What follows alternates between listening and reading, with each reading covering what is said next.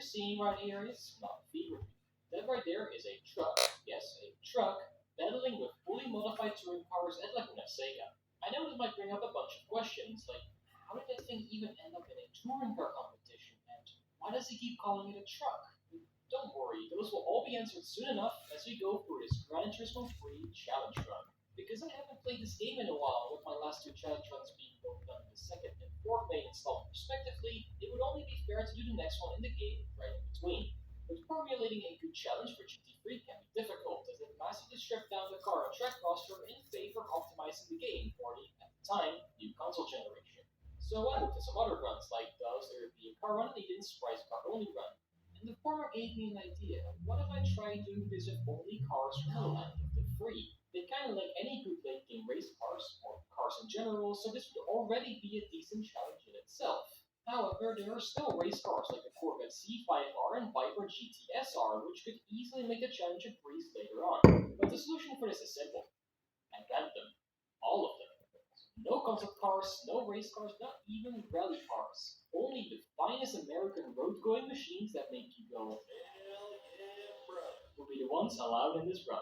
Except for Acuras, because those are just revenge Hondas. Sorry, Streaks. Oh, dang it. Now, obviously, I would have to modify these machines and make them slightly less than road legal if I ever want to accomplish my objective, which will be to win the Gran Turismo World Championship on all three difficulties, where I would have to battle of anything from these touring cars to some bona fide legends of Le Mans. So join me on this journey as we answer the question whether Gran Turismo 3 is beatable using only American road cars. The first thing I did was to head straight for the license center to get my first license. Since Gran Turismo 3 has a completely different physics model when compared to its successor, this will be a good opportunity to get accustomed to the game. Luckily, the license tests themselves haven't changed much, so I got to work on those golden times and noticed that the tests are surprisingly easy. Wow, that was easy. Wow, okay. That was not a perfect run. Now, ironically, the North American or NTSC version of the game has a whole bunch of tests with easier time requirements. So once my chef notified me of this, I wanted to see if I could beat the harder times from the game's European or PAL version too. Unsurprisingly, this was a lot more difficult as I was still not fully used to the physics yet, but after a few more minutes, I finally got around, which was just enough to make it through. There we go. Okay, I did it. A PAL goal on NTSC. But then I arrived at one of the most infamous tests in the entire franchise, National V8. This test involves a red R32 Skyline at Tri-Mountain's tricky first sector, which by itself already makes this one pretty difficult. But what makes it even more egregious is how difficult the requirement for the gold medal is. If even the demonstration replay takes lines as tight as this, you know you're in for a pretty tough time. Luckily, since this iconic car and track combination was obviously not reused in any of the follow-up games, I was able to do this one surprisingly quickly, although that build time did take about twice as long. But once that was all done, I had secured my first license, as well as a baby blue Miata, which I then immediately sacrificed for the greater good. So now that I was allowed to enter some races, it was time to buy my first car, and after taking a look at all the cars I won't be driving in this playthrough, sorry Suzuki, not this time. You already know that this will be the Chrysler PT Cruiser. After taking it in a color that will certainly not haunt some of you in dreams, I would normally be left with only 20 credits, but since I sold the Miata earlier, I was able to change the oil as well as apply a few more power upgrades, bringing the car up from 149 brake horsepower to a pretty respectable 183. I then skipped the Sunday Cup and instead headed straight for the first naturally aspirated Car Cup. Jumping into a later championship right away is a bit risky, but since the potential reward is 5 times bigger and with upgrades being my main priority, this was my best option for now. So it was time to head to Apricot Hill to finally begin my racing journey, and the car performed surprisingly well. On the inside we go. Barely keeping it on the track. Even though the car is in true American fashion pretty heavy when compared to the opposition, it remained pretty drivable as it had a really competitive first race. The opponents did stick with me once I passed them, but with a consistent second lap, I would cruise to my first victory, with the added power giving me just enough speed at the end to win. Surprisingly though, the second race of Grand Valley Speedway was a lot easier, claiming first place within the first sector, after which I simply cruised to victory. But once I came back to Apricot Hill for the final race, things looked a lot more difficult. Oh, they're quicker, I think. Yeah, they're definitely quicker. Oh wow, okay, there are a lot of all of a sudden. You may be wondering, did he suddenly contract a devastating virus known as Scilus ishunus? Well, not really, or at least I hope so, because these are the first signs of the game showing up its rubber banding system. Even though the opponents don't get more power, they do get stronger rubber banding in later races of an event, something that will become quite important and honestly pretty ridiculous later on. But I had no time to think about that yet. Since I managed to claim third place, I now had a nice 12,000 credits to bolster my car's performance. And once again, I stayed true to the American way, as everything was spent increasing its straight line speed to the point where I now had to launch the car in second gear. Now, since it was still on stock tires and suspension that's softer than on some lowriders, my first attempts were futile. The MR2 that was in the race also looked to be absolutely possessed and nearly impossible to keep up. But I know just the right way to deal with these opponents when the game cuts and these kinds of advantages. Take it easy. Take it easy. Een heerlijk verfrissende frisdrank die onweerstaanbare smaak heeft. Wat dacht je van tapas en sinaas? Of mangaste mango of dat tintelende tropic?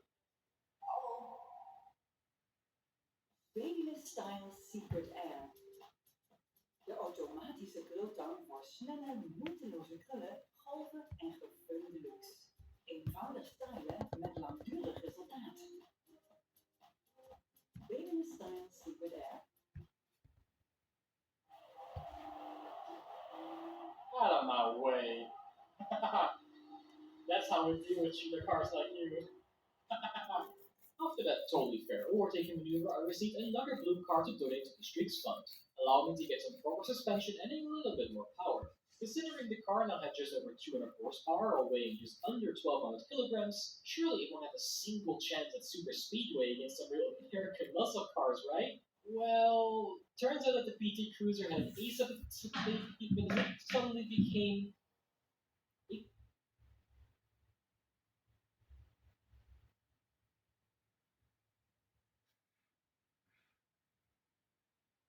PT Cruiser. Remember, catching the Corvette, come on. Yeah, buddy. Oh, the having is so much better. As Skilus ishunus? Well, not really, or at least I hope so, because these are the first signs of the game showing up its rubber banding system. Even though the opponents don't get more power, they do get stronger rubber banding in later races of an event, something that will become quite important and honestly pretty ridiculous later on. But I had no time to think about that yet. Since I managed to claim third place, I now had a nice 12,000 credits to bolster my car's performance. And once again, I stayed true to the American way, as everything was spent increasing its straight line speed to the point where I now had to launch the car in second gear. Now, since it was still on stock tires and suspension that's softer than on some lowriders, my first attempts were futile. The MR2 that was in the race also looked to be absolutely possessed and nearly impossible to keep up. But I know just the right way to deal with these opponents when the game cuts and these kinds of advantages. Out of my way. That's how we deal with cheater cars like you.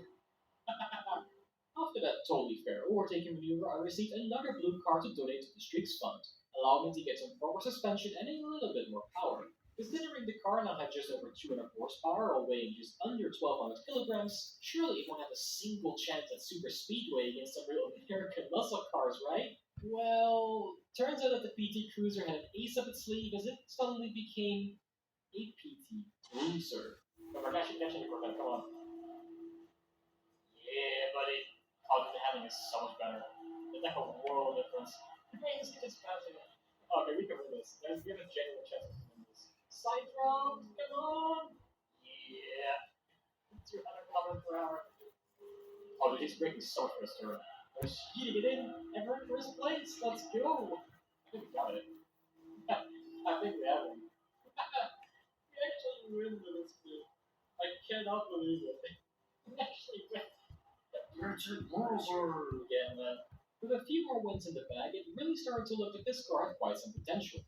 Even though the last two races are impossible for now, because again, the game just makes the opponents faster here, it did give me some genuine hope that the PT Cruiser could carry me far enough into this playthrough so by the time I would be done, I would have plenty of funds to build a new and better track weapon. This became even more true once I completed the beginner's front-wheel drive gun. After receiving the one and only mean machine of the game, I bought myself some racing tires, and now that my tiny truck would actually handle remarkably well, my fellow American opponents would find out what happens when your car is suddenly able to properly turn right. Oh, the handling is so much better. I can immediately feel the car pulling into turns. After witnessing the Shelby Cobra's famous speed down this track, I claimed a hard-fought but convincing victory at Laguna Seca. Shortly after, the race at Siena would also be mine, as well as a Camaro SS that will once again totally not bring some Vietnam flashbacks to some of you. Now, considering the car was starting to rapidly approach its peak performance, the natural course of action is to now do the Sunday Cup and realize how much better the car is, allowing me to win with margins over 10 seconds on 2-lap races. I then received an A86, which I then immediately sold, and bought a few more upgrades, and surprisingly, the PT Cruiser is one of the only American cars that can be turbocharged. The Stage 2 turbo upgrade not only gives the PT Cruiser nearly 300 brake horsepower, it also makes it eligible for the Turbo Sports Cup, where the car was now so quick that it actually started topping out on the stock gearbox. Regardless, it would go on to destroy a bunch of Japanese and European sports cars in the process, while also getting my first taste of Special Stage 11, in which the final sector definitely needs some unzipping and WinRAR. I'm sorry to rock roll upon anyone else who likes this track, but I genuinely feel like I'm driving through Abu Dhabi's final sector here. I just don't like it. Anyway, luck as or not, I did unfortunately fail my first attempt, but after some practice here, it was yet another easy victory for the tiny truck. The event then shifted gears very rapidly as the final race was a test course, a 10-kilometer full-speed oval track, so that stock gearbox wasn't going to cut it anymore. So I threw in a straight cut customizable gearbox into the cruiser, gave it some tuning, and realized that it not only had 6 gears now, it also proceeded to absolutely dumpster the opponents before we even reached the end of the first straight. Just leaving him in the dust. At this point, the PT Cruiser had already proven itself more than well enough, beating all of the races I could do on the first license. And speaking of which, it was time to obtain the next one, which surprisingly didn't take me nearly as long as the first license to get all gold medals for. Except for one of them, and those of you familiar with the series probably know that that is National A7, also known as the Gran Turismo Free PTSD Camaro test. This one only involves a simple 19-degree turn at the end of Seattle's first sector, but simple definitely doesn't mean it's easy. In fact, this is undoubtedly one of the hardest licenses in the entire game to get a gold medal on. But after only 10 minutes, Legs, pets, bikini, face, hair, growth, every place, nips, lips, some on the back, knees, toes, six on the crack, legs, pets, bikini, face, love it, leave it, over it, shave it, dog it. Walking thought, intuition, intuitive tools for any hair, anywhere. Een typische vakantiedag in Denemarken. Het gaat snel. Het gaat langzaam. Het is leuk. Het is stil. Het zijn kleine momenten die grote herinneringen worden. I got this one. Actually, I've got a better idea with this clip.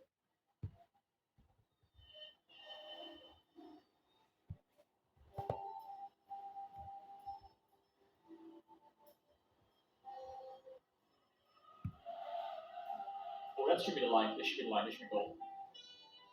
Easy gold.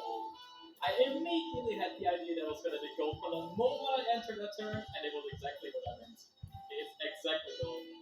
The white entry, compared with the little slide I had coming from the turn, gave me just the perfect line to get this one out of the way in a relatively short amount of time. And after finishing the final test, I obtained my next license, which I immediately used to enter the Turbo Sports Cup on a higher difficulty. That, however, was still a bit too much for the cruiser, so I instead headed over to the Amateur Front Wheel Drive Cup.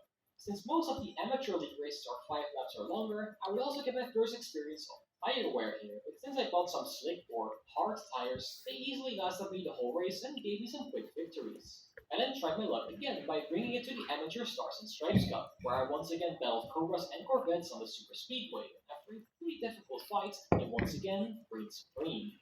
It did get into some trouble at Seattle, however, as a well-behaved and very yellow Shelby Cobra made my life pretty difficult, but after refining the car's drivetrain with a better clutch and differential, it would eventually fall to the mighty Cruiser. So now the PT Cruiser was well on its way to help me beat a sizable part of the game, but why do I even call it a truck? Well, the reason for it is something called cafe. No, not coffee or a place where you drink it, I mean the cafe fuel economy standards, for which at the time Chrysler needed a way to reduce it. Naturally, since trucks have a much higher emission than a normal car, they've managed to somehow get this hot rod looking thing to be classified as one. This then leads us to where we are right now, and in my case, the PT Cruiser was not anything but a truck by any possible performance metric.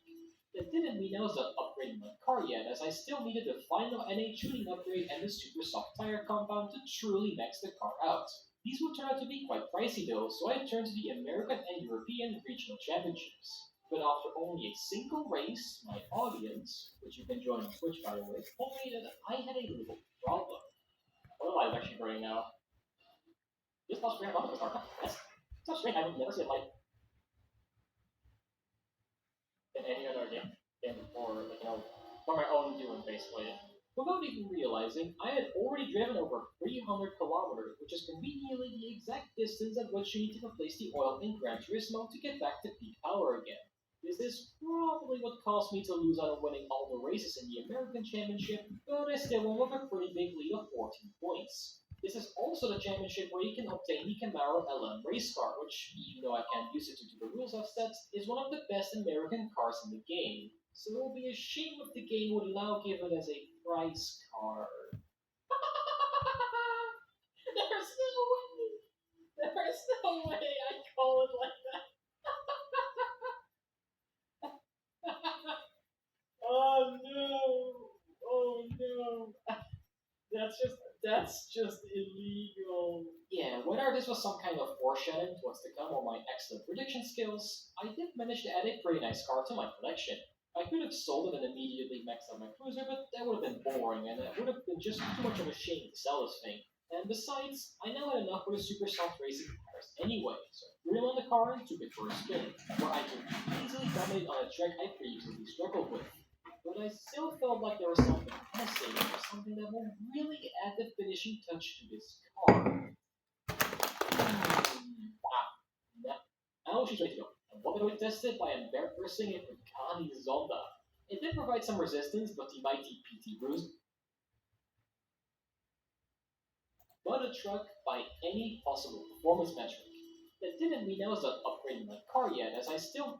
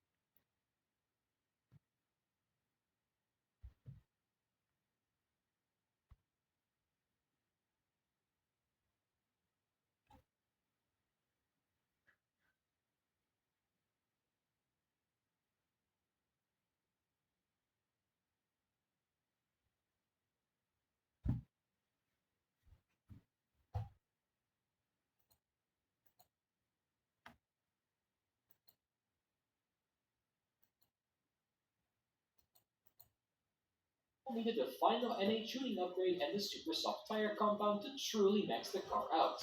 These will turn out to be quite pricey though, so I turned to the American and European regional championships. But after only a single race, my audience, which you can join on Twitch by the way, told me that I had a little problem. Oil light is actually burning now. Just passed 300 kilometers with this car. Huh. That's so strange. I would never see that light in any other game before, for my own viewing, basically. Without even realizing, I had only driven over 300 kilometers, which is conveniently the exact distance that Ocean could have taken just like 6 hours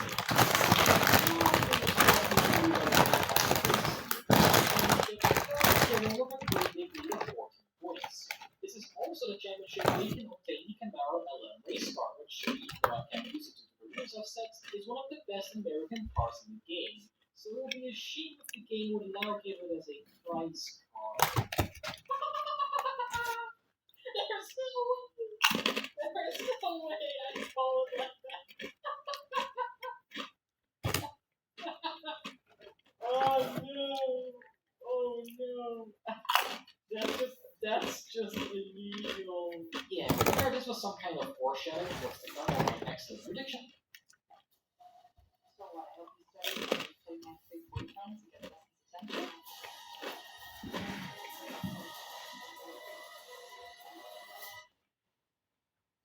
Skills, I did manage to add a pretty nice car to my collection. I could have sold it and immediately maxed out my cruiser, but that would